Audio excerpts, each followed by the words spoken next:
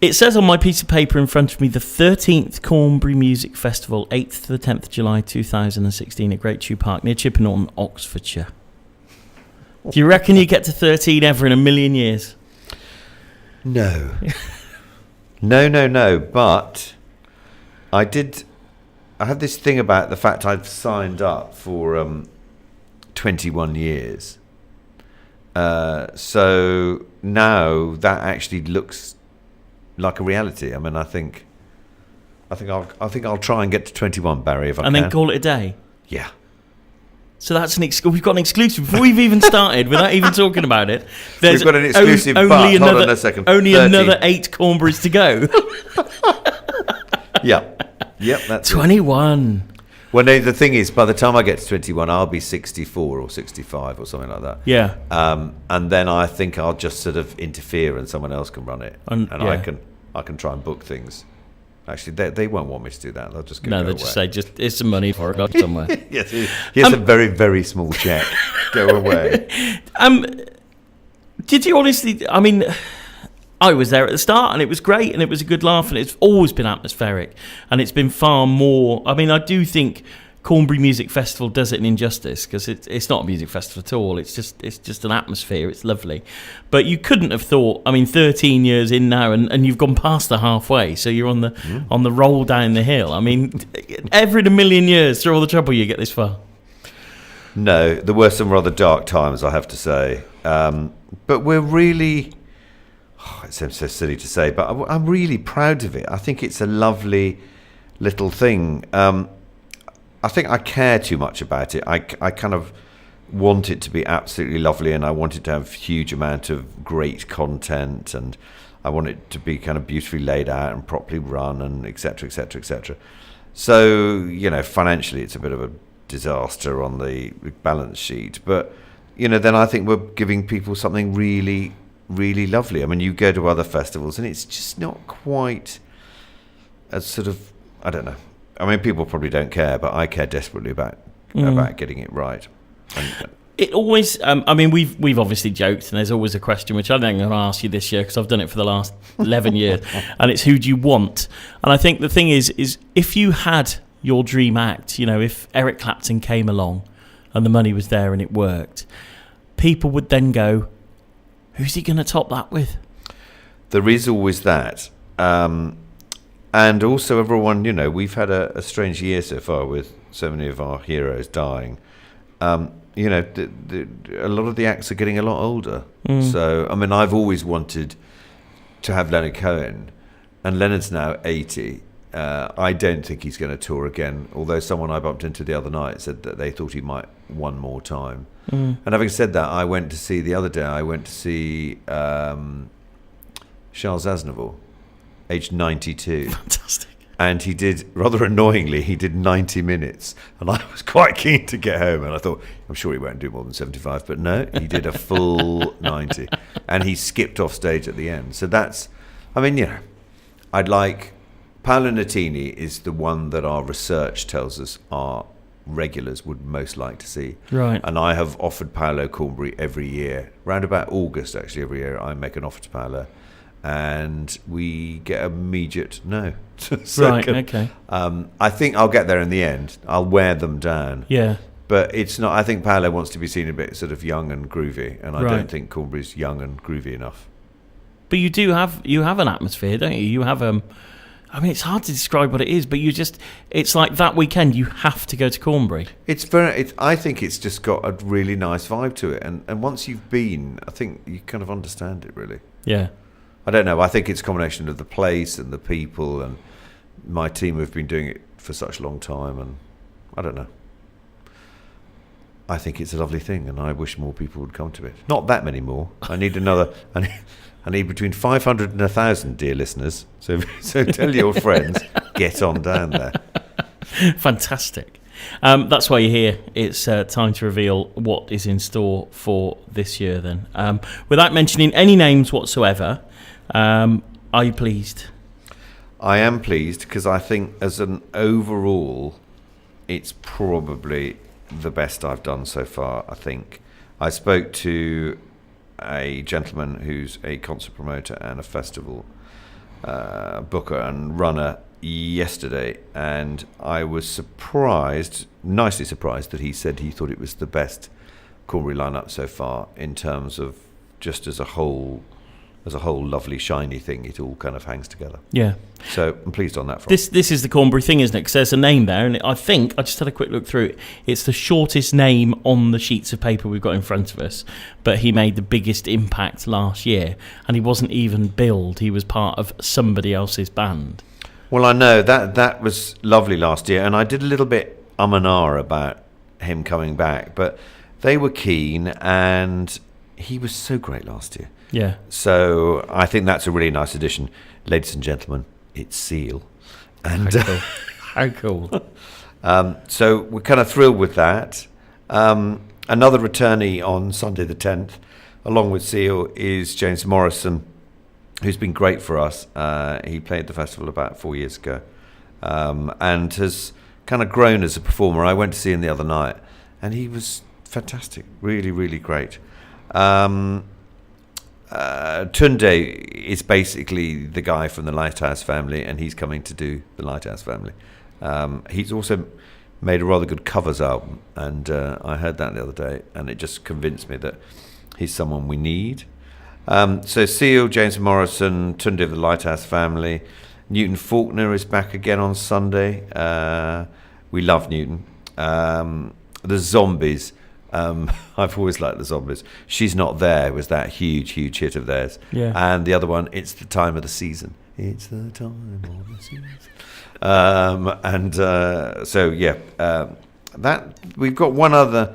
Annoyingly, we can't tell you, but one other Sunday special that's coming along. Tunde, Newton Faulkner, Stax are back this year with we don't know who the guest is yet, but I'm sure it'll be fantastic. And the festival is going to end on Sunday night with Bjorn Again. I worked with Bjorn Again in 1990 when they'd just come over, and they were these bunch of Aussies dressing up as ABBA. And someone said to me, it's never, ever going to work. And I paid them 1,500 quid, and they were on fire. Yeah. It's been a while. Also, a guy called Ramin Karimilu, who is the great Iranian-Canadian star of the musicals. He's just done Phantom and Les Miserables. And he's got a record out. Funny enough, a bluegrass country record. So something to really confuse everybody there. On Saturday, the 9th of July, we're very, very, very pleased to have the great Mr. Brian Ferry joining us for the first time.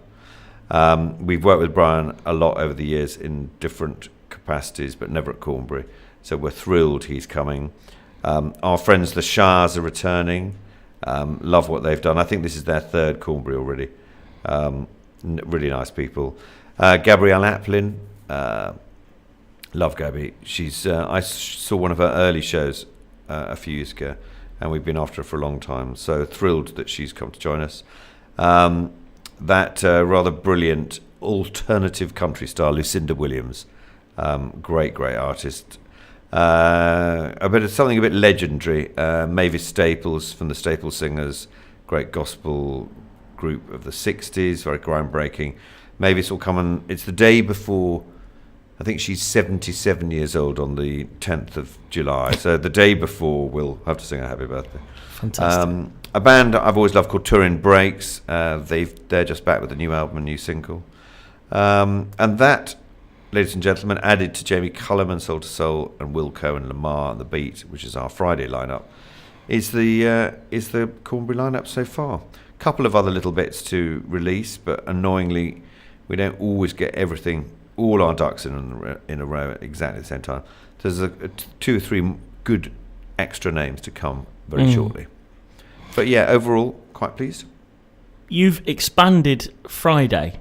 It's always been the day that people get there, but now it's a day of the festival in itself, isn't it? You've gone bigger on Friday. Yeah, we've extended the Friday. There are lots of things you do when you're running a festival, and then years later you kind of forget why you did them.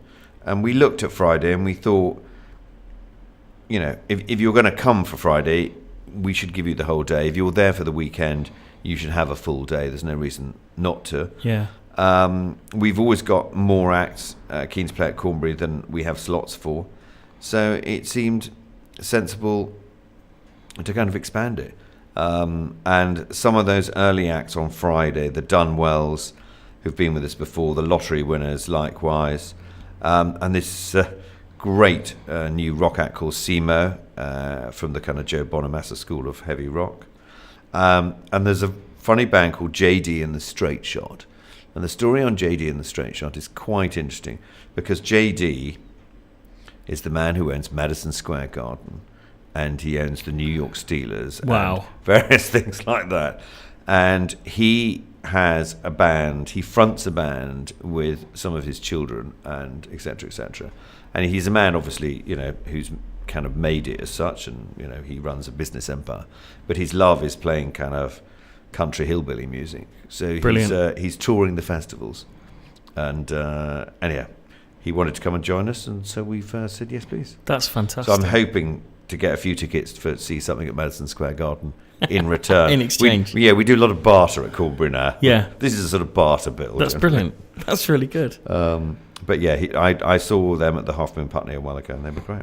Excellent stuff. Well, it's so different, the lineup. It's just brilliant. You look down the names and you just know somebody connected to something else. You know everybody that you've mentioned in one form or another. And I think that's what makes it very special, is you just, there's all these little surprises, right from the big names that you reveal to who Stax are going to drag on stage for the last 3 numbers that's an absolute superstar. Exactly. I mean, last year with Joss Stone, that, I have to say, was the highlight of my festival. I sobbed uncontrollably like a baby, really, mainly because I'm a bit tired on Sunday. Yeah. But she was wonderful, that great voice that she's got. I think for them, and that's going to be kind of difficult to top Joss, but, you never know. They'll deliver, I'm sure. Yeah. I mean, my feeling is with Jamie, Brian Ferry, and Seal as our headliners, some great kind of supporting cast with Soul to Soul and Wilco, and the Shahs, and Lucinda Williams and Gabby Applin, James Morrison, and there's an awful lot of lovely things in there. And with some nice weather and some nice beer and some nice food. I couldn't think of anything nicer, really. What was the story behind Seal? Because obviously Trevor Horn turns up with lots of unbelievable people to play in his band. I mean, did you know Seal was coming? And were you aware of... Because the thing that shocked me, it's Seal. He's disappeared off, obviously. He's married and divorced, whatever, or separated. You don't really know what he's doing now. And then all of a sudden, he comes... And he's in the crowd. He's not on stage. He's in the crowd, singing along to people. And the images that you see on Facebook and Instagram and everything... It's a very good picture of you taking a picture of him. Have you seen that on the website? No, I haven't seen that. You've got to. It's on the picture carousel. Okay, I'll have a look. It's a great picture of him leaning out over the stage speakers right at the beginning. Oh, fantastic. And you're taking a photograph. Do I look like I'm working? Very much so. That's actually. brilliant. You look like you're what's called putting the hours in. But you just don't expect somebody of that caliber. So I mean, he's just absolutely huge, and he loved it. And even afterwards, the bit that we see that the audience doesn't is when they go to the boards and you take their picture, and they're all there. And I'll never forget Stewart Copeland there as well. He was taking a picture of us, and you just think. This is insane. It's just so nice. And I think it was a nice day. It was really relaxed. And it was just, there was an awful lot of people, I think, who didn't really expect to see Seal, but didn't expect him to be as good as he was, because he was brilliant. Well, I think that in the end, that's what persuaded me to have him as the headliner. I mean, Trevor Hood's band was a strange one. We'd funnily enough, I'd worked with them at Jeremy Clarkson's 40th a few years ago, and Roger Daltrey had got up on the basis that he'd promised Jeremy that he would sing if Jeremy made it to 40, and he did. So Roger Daltrey got up and sang, backed by Trevor Horn's band. So they've got kind of lots of good friends. They rang us. We'd already booked them as a sort of upmarket covers band, with a few stars in it, and of course Lol Cream's in the band from 10cc, and they rang us a kind of week or so before and just said, it looks like Seal might come along. Will you pay the extra money? And I went, do you know what? I haven't got any money. And the answer, sadly, is no. And they went, all right. And they said, oh, well, we might bring some girl who won X Factor in Germany. And I went, marvellous. And then about 2 days before, or whatever it was, a week before, they went, Seal's actually coming anyhow. And I went, good. And then on the day, I kind of forgot about it a bit. And then someone radioed me from backstage and went, I think you might want to pop backstage for a minute. And I went, why? And they went, quite a nice huddle of Seal, Joss Stone and Stewart Copeland. And I went, I'll be there. Brilliant. And I sort of went backstage, not really having anything to do apart from to stand sort of quite near these people and go, ooh, they're all at my festival, that's nice. That's good. So yeah, no, it was a lovely day actually. Yeah, no, it's brilliant. It was just one of those lovely, everything foul really good, and it was just so nice. And the weather wasn't that bad, was it? It was. No, I think it was. The problem I think was that it rained a bit every morning. Yeah. And that kind of stopped our walk up a bit. So if it's 10 o'clock in the morning and you're looking out the window and you're thinking, shall I pop down to Cornbury and it's pissy with rain? The answer is probably no. Yeah. And then by midday, as you say, they became beautiful days and everything else. Yeah. But no, I mean, I was pleased with last year. We'd had a difficult time over the last 3 years, and last year was a big improvement, apart from our very talented boys from Blue. And and we got some really nice feedback, and our regulars all went, well done, back on track. That's good. Please continue. And I hope that they feel that that I've got it right for them this year. I mean, we've got all the other bits to come, and a few more acts and some good comedy lineup and a few other things that we'll throw into the mix. Yeah. But I think I'm pleased with the sound of Cornbury. For me, it's a classic lineup of classic artists, and that's what it should be. Excellent stuff. Hugh, thank you very much, Steve, for popping in. My pleasure. Brilliant to just talk about it and just know what your feelings are from last and what is to come for this year. Who you definitely, absolutely 100% going to go and stand and watch for 5 minutes? Wilco Johnson. That time that he last played Cornbury when he was dying, and we have now been credited as the festival that saved Wilco's life. And it's true, because I'd heard the thing on the Today programme that Wilco was dying. He was on and being absolutely brilliant, and he played his farewell tour, and he made the record with Roger Daltrey, which went to #1, and it was all finish. And then his agent rang me and said, he's not dead and he's a bit bored, and can he come back to Cornbury? Mm-hmm. So he came to Cornbury and he played this very emotional set and said goodbye to everyone. And after, I introduced him to Charlie Chan, who you'll know. Yeah. And Charlie is an amateur photographer and a very highly revered cancer surgeon. And Charlie kind of pursued them for about 6 months, and they kept on telling him that that they'd already had the diagnosis and they didn't want to have a second opinion. And Wilco was quite fine about dying, and he'd come to terms with it, etc. And Charlie kept on going, and eventually they agreed to go and see some mate of Charlie's at Addenbrooke's, who said, you've been misdiagnosed, I'll have you in, I'll take out this, that and the other. I mean, I think it was a huge operation. Yeah.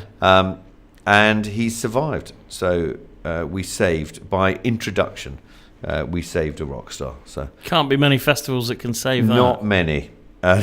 Nor would I want them to be particularly. But so yeah, I'll begin to go and see Wilco.